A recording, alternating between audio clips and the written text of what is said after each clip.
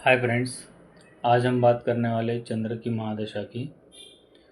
चंद्र की महादशा 10 साल की होती है। तो ये बहुत इम्पोर्टेंट टॉपिक है। इसलिए इसको थोड़ा टाइम लगेगा। चंद्र मनसा कारक ऐसा बोला जाता है। तो चंद्र हमारे माइंड को, यानी कि हमारे मन का कारक है, माइंड का कारक है। हमारी सोच उसके ऊपर डिपेंड है। तो चंद्र की महादशा जब 10 साल की है तो ये 10 साल बहुत इम्पोर्टेंट हो जाते हैं। तो सूर्य की महादशा ख़त्म होने के बाद चंद्र की महादशा आती है 10 साल की, और उसके बाद मंगल की महादशा आती है। तो चंद्र इमोशनल टाइम फेज लेके आता है, इमोशनल। और ये चंद्र जो इमोशनल टाइम फेज लेके आता है, तो चंद्र कौन से कंडीशन में है ये बहुत क्रिटिकल हो जाता है। मतलब जैसे कि मैं एक सिंपल बताऊं कि चंद्र अगर अकेला है कुंडली में, और उसके अगले घर में या पिछले घर में कोई भी प्लैनेट नहीं है, तो वो केंद्रुम योग बन जाता है। मतलब चंद्र अकेला पड़ जाएगा, आगे पीछे कोई प्लैनेट नहीं है तो वो अकेला पड़ जाएगा। चंद्र के आगे और पीछे अगर बुरे प्लैनेट है तो फिर चंद्र फिर से खराब रिजल्ट देगा। आगे और पीछे गुरु शुक्र जैसे अच्छे प्लैनेट है तो फिर वो अच्छा रिजल्ट देगा। चंद्र के साथ कौन से प्लैनेट है इसके ऊपर बहुत ज़्यादा प्रॉब्लमेटिक केस है। चंद्र के साथ राहु है तो प्रॉब्लम है, केतु है तो प्रॉब्लम है, शनि है तो प्रॉब्लम है, बुध है तो भी प्रॉब्लम है। तो इन सब चीज़ों को हमें विस्तार से या फिर डिटेल से बात करनी या देखना है। तो सबसे पहले मैं चंद्र और राहु की बात करूँगा कि चंद्र और राहु ये ग्रहण दोष है। चंद्र और राहु ग्रहण दोष है। कुंडली में कहीं पर भी किसी भी हाउस में चंद्र और राहु अगर एक साथ हैं तो इसको हम बोलते हैं चंद्र को ग्रहण लग चुका है। और इस केस में चंद्र राहु के अंडर आके काम करता है। तो ये जो 10 साल की महादशा है, इसका पूरा कंट्रोल राहु के अंदर होता है। और राहु के अंदर 10 साल तक कंट्रोल होने का मतलब होता है कि राहु इन 10 सालों में इन 10 सालों में पूरा कंट्रोल लेता है खुद खुद के हाथों में, और पूरा मेंटली टॉर्चर करता है उस आदमी को। मेंटली टॉर्चर करता है। मेंटली वो आदमी बुरी हैबिट्स यानी कि बैड हैबिट्स की तरफ मुड़ता है। उसको साइकेट्रिक के पास ट्रीटमेंट के लिए जाना पड़ता है। ऐसी बहुत सारी कंडीशंस होती है। तो ये 10 साल निकालना उसके लिए वह काफ़ी मुश्किल हो जाता है। चंद्र के अंदर पहले चंद्र चलते हैं, वही समय उसके लिए डिफ़िकल्ट हो जाता है। तो ये राहु चंद्र का रिजल्ट हुआ। अगर हम बोलेंगे कि केतु चंद्र है, तो ये मैंने पिछले वीडियो में भी बताया कि केतु चंद्र अगर है तो माँ के साथ सेपरेशन होगा या फिर माँ की जल्दी डेथ होगी। अगर चंद्र की महादशा चल रही है तो केतु हावी हो जाएंगे, और ऐसे केस में केतु उस आदमी को आध्यात्मिक मार्ग पे ले जाने की कोशिश करते हैं।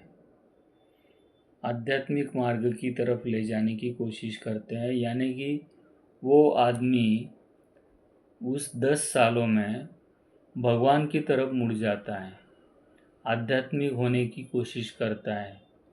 बहुत ज़्यादा वो पूजा पाठ में लग जाता है, और उसकी मानसिक स्थिति बहुत ही खराब होती रहती है। मतलब उसको भी साइकेट्रिक के पास जाना पड़ता है, ट्रीटमेंट लेनी पड़ती है, बहुत बार काउंसलिंग करनी पड़ती है।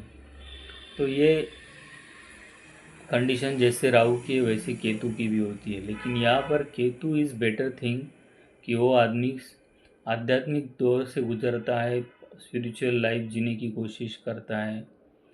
लेकिन जब बात आती है कि शनि और चंद्र एक साथ हैं, तो शनि चंद्र एक साथ है तो ये विष दोष होता है। और कुंडली में कहीं पर भी शनि और चंद्र एक साथ है तो ये एक्चुअल में पितृदोष भी होता है। और एक्चुअल में इसको ऐसा भी बोला गया है कि साढ़े साथी में जन्म लिया है तो ये जन्म की साढ़े साथी भी होती है। तो ऐसे लोगों को फोबिया होता है। विष दोष का मतलब होता है कि फोबिया होता है, मतलब उनको अनावश्यक डर लगा रहता है। मतलब उनको पूरी लाइफ में अनावश्यक डर लगा रहता है। और ख़ास करके के जब चंद्र की महादशा चलती है तो उनको लगता है कि उनके साथ कुछ बुरा होने वाला है, या फिर बुरा होगा, बुरा होने वाला है, बुरा होगा, उस बुरे सिचुएशन में हमें क्या करना है। ये सब उन सब बातों के बारे में वो सोचते रहते हैं हमेशा। और इन्हीं इसी सोच में रहने की वजह से उनका दिमाग कंटिन्यूअसली काम करते रहता है और वो स्ट्रेस में आ जाते हैं। अगर समझ लो कि शनि चंद्र एक साथ है और उसके साथ बुध भी आ जाए, तो बुध चंद्र शनि तीनों एक साथ है, तो ऐसे केस में पागलपन हो सकता है। वो आदमी पूरा पगला जाता है, क्योंकि बुध शनि और चंद्र एक साथ होता है तो उसका माइंड कंट्रोल में कभी नहीं रहता। उसकी हालत बहुत ख़राब होती है। ऐसे लोगों को समझना मुश्किल हो जाता है। वो बीमार है ये भी लोगों को समझ में आता नहीं है कि ये पर्टिकुलर पर्सन बीमार है, मानसिक तौर से बीमार है। और वो 10 साल निकालना उसके लिए मुश्किल हो जाता है चंद्र के। तो ये मैंने जो कुछ बताया ये चंद्र के बैड साइड बताया मैंने। अभी चंद्र डेबिलेटेड कहाँ पे होता है, तो वो वृश्चिक राशि में चंद्र डेबिलेटेड होता है। अगर मैंने कहा कि वृश्चिक राशि में चंद्र भी है और मंगल भी है, तो मंगल खुद की राशि में है और चंद्र डेबिलेटेड है। और वृश्चिक लगन भी है, और वृश्चिक लगन में मंगल बैठे हुए हैं चंद्र के साथ। तो ऐसा आदमी बहुत डैशिंग होता है और बहुत ही एग्रेसिव होता है, मांगलिक होता है। और डेबिलेटेड चंद्र होते हैं, जैसे ही चंद्र की महादशा चल पड़ती है वो बहुत ही इमोशनल हो जाता है और मेंटली अनस्टेबल भी हो जाता है। उसका गुस्सा एक साइड में हो जाता है, वो अचानक से शांत हो जाता है, वो अचानक से इमोशनल हो जाता है, उसका एग्रेशन चला जाता है। तो ये चंद्र की जो महादशा चलती है, ये चंद्र की महादशा आदमी को पूरी तरह से मोल्ड कर देती है। और सॉरी और चंद्र को महादशा पूरी तरह से मोल्ड करती है और 10 साल का टाइम फेज बहुत डिफ़िकल्ट कर देती है। ये सब मैंने निगेटिव बातें बताई, ऐसा नहीं कि सब निगेटिव ही है, ये आपको बताता हूँ पहले। नेगेटिव बताने का मतलब है कि आप अवेयर हो सके। खाली चंद्र और बुध भी एक साथ आ जाए तो भी एक इमोशनल एंगल ऐसा होता है कि वो पर्सन चंद्र की महादशा में वो भावनाओं का एनालिसिस करने लग जाता है, फीलिंग्स का एनालिसिस। तो भावनाओं का कोई एनालिसिस हो ही नहीं सकता, तो भावनाओं को एनालाइज करना गलत बात है। तो वो भावनाओं को एनालाइज करने लगता है, तो इस वजह से थोड़ी सी दिक्कत होती है। भावनाओं को एनालाइज करना डिफ़िकल्ट है और ये करना भी गलत है। तो इस वजह से मैं कहूँगा कि उसका वो बिहेवियर गलत डायरेक्शन में चला जाता है, भावनाओं को एनालाइज करना।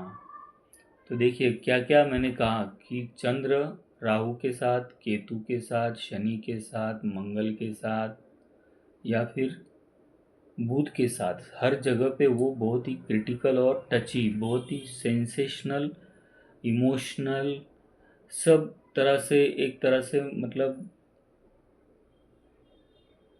टची प्लैनेट है। और 10 साल निकालने हैं, तो ये 10 साल निकालने के लिए उसकी पोजीशन बहुत ही इम्पोर्टेंट हो जाती है। और हमारी कुंडली का एक प्रॉब्लम ये भी है कि चंद्र एक हाउस को, मतलब एक घर को, एक कुंडली के एक घर को क्रॉस करने में 2.5 डेज लेता है। दो 2.5 डे मतलब 2.5 दिन लेता है। जैसे एसेंडेंट 2.5 आवर लेता है, वैसे 2.5 डेज में हमारा चंद्र एक घर निकाल कर आगे अगले घर में चला जाता है। तो बहुत फास्ट मूविंग प्लैनेट है, तो वो किसी के साथ भी हो सकता है। तो वो किसके साथ अच्छा है ये देखते, तो चंद्र और गुरु अगर एक साथ आ जाए तो उसको गज केसरी योग बोलते हैं। तो ये कॉम्बिनेशन बहुत अच्छा है, बहुत बेटर है, बहुत अच्छा है, बेटर है। प्रगति मतलब 10 साल में बहुत ही स्टेबल माइंडेड पर्सन होता है, और वो स्टेबल माइंडेड होने के साथ साथ वो बहुत प्रगतिशील होता है, बहुत प्रगति करता है। 10 साल बहुत अच्छा इनकम रहता है, और बहुत अच्छा टाइम टाइम उसका स्पेंड होता है। लेकिन उसके साथ साथ अगर हम बात करें कि चंद्र अगर गुरु के साथ है तो गज केसरी योग, अगर चंद्र अगर शुक्र के साथ है, राइट, शुक्र के साथ है, तो क्या, तो चंद्र अगर शुक्र के साथ है और फर्स्ट हाउस में है या फिफ्थ हाउस में है, तो उन 10 सालों में लव अफेयर्स भी हो सकते हैं और लव मैरिज भी हो सकता है। तो वो भी एक अच्छा कॉम्बिनेशन है, क्योंकि वो क्रिएटिव बिजनेस के लिए अच्छा है, आर्टिस्टिक लोगों के लिए अच्छा है, बहुत आर्ट आर्ट जानने वाले लोगों के लिए ये समय बहुत अच्छा जाता है। तो ये बहुत ही अच्छे कॉम्बिनेशन है। लेकिन मेरा खुद का एक मानना है कि चंद्र हमेशा अकेला होना चाहिए, उसके आगे और पिछले हाउस में कुछ अच्छे प्लैनेट होने चाहिए। क्योंकि अकेला चंद्र रहेगा तो माइंड थोड़ा सा पीसफुल रहता है, और चंद्र अकेला नहीं है तो कम से कम वो शुक्र या फिर गुरु, इनके जैसे प्लैनेट के साथ होना चाहिए।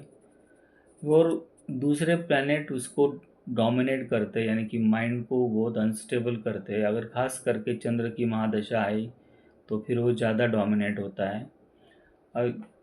और चंद्र के बहुत से, लाल किताब की एक एग्जांपल देता हूँ मैं। अगर लाल किताब में लिखा गया है कि अगर चंद्र चौथे घर में है तो वो उसका पक्का घर है, चौथा घर।